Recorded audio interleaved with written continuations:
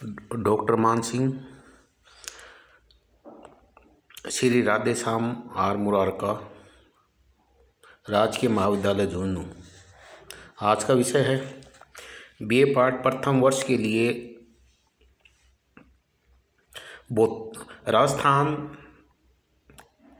का भूगोल में जलवायु।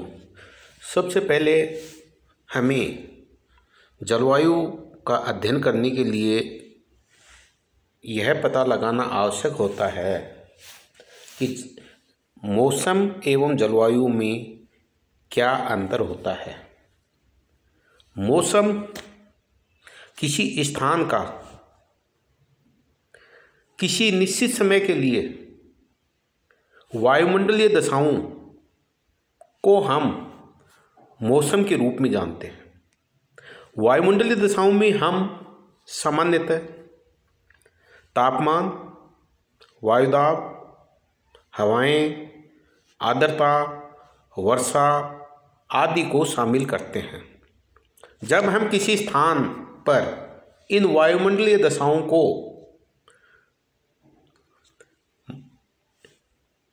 मौसम मापक यंत्रों के माध्यम से किसी निश्चित समय में ज्ञात करते हैं तो वह मौसम कहा जाएगा।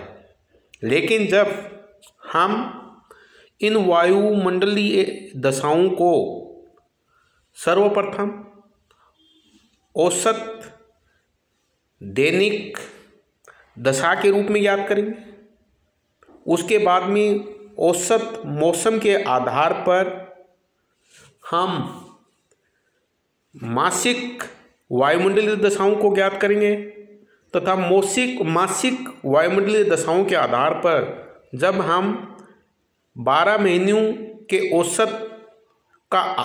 औसत को निकालेंगे तो ये वायुमंडलीय दशाएं एक प्रकार से जलवायु को इंगित करेंगी। जलवायु किसी छोटे स्थान का या जलवायु किसी निश्चित समय की वायुमंडलीय दशाएं नहीं होती हैं, बल्कि वायुमंडलीय दशाओं के लिए यह जरूरी है कि एक बड़ा भूभाग हो, लंबे समय की वायुमंडलीय दशाओं का औसत हो। तो इस प्रकार से किसी बड़े भूभाग की लंबे समय की वायुमंडलीय दशाओं के औसत को हम जलवायु के रूप में जानते हैं। इस प्रकार मौसम और जलवायु में अंतर स्पष्ट है। मौसम किसी निश्चित स्थान की वायुमंडलीय दशाओं को कहेंगे, जलवायु किसी बड़े भूभाग की वायुमंडलीय दशाओं को कहेंगे। मौसम में वायुमंडलीय दशाएं किसी निश्चित समय की होती हैं, जलवायु में वायुमंडलीय दशाएं एक लंबे समय की औसत होती हैं। अंतर मौसम और जलवायु में स्पष्ट है। जहाँ तक राजस्थान की जलवायु का संबंध है, राजस्थान की जलवायु उष्णकटिबंधीय शुष्क जलवायु है। यहाँ पर उष्णकटिबंधीय शुष्क जलवायु से हमारे तात्पर्य है क्योंकि राजस्थान की भौगोलिक स्थिति कर्क रेखा के पास स्थित है, जिसके कारण से यहाँ की जलवायु उष्णकटिबंधीय जलवायु के अंतर्गत शामिल की जाती है। क्योंकि कर्क रेखा राजस्थान के दक्षिण से बांसवाड़ा एवं झालावाड़ जिलों से होती हुई गुजरती है। शुष्क जलवायु इस रूप में है क्योंकि राजस्थान के मध्य से दक्षिण पश्चिम से उत्तर पूर्व दिशा की ओर अरावली पर्वतमाला स्थित है। इस अरावली पर्वतमाला के समानांतर 50 सेंटीमीटर समवर्षा रेखा गुजरती है।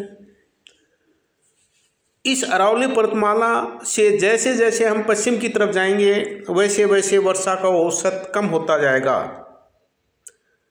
यही कारण है कि राजस्थान का 62% भूभाग ऐसा है जहाँ पर रेगिस्तानी दशाएं विद्यमान हैं।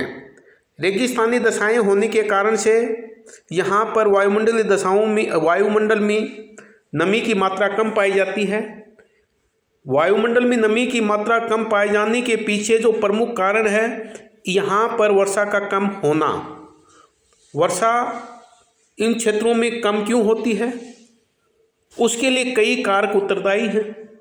यदि इन कारकों को हम सबसे पहले देखें तो सबसे पहले हम पाएंगे कि राजस्थान के भागों में अधिकांश वर्षा बंगाल की खाड़ी के मानसून से होती है।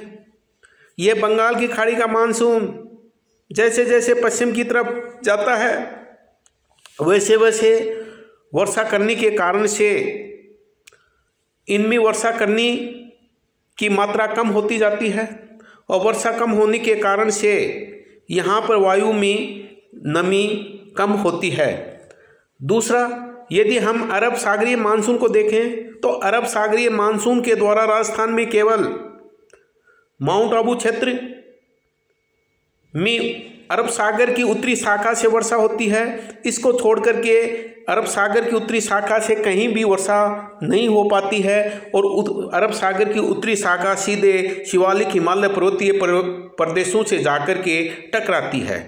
यदि हम अरब सागर की मध्य शाखा जो नर्मदा और ताप्ती नदियों से होकर के मध्य भारत में वर्षा करती है, यदि इसको हम देखें तो केवल इसके माध्यम से वर्षा बांसवाड़ा, झालावाड़, बारां जैसे जिलों में ही हो पाती है। तीसरा कारण, यदि हम देखें राजस्थान के ऊपरी वायुमंडल में प्रतिचक्रवाती दशाएं विद्यमान रहती हैं। प्रतिचक्रवाती दशाएं विद्यमान होने के कारण से वायु आसमान से धरातल की ओर नीचे उतरती है।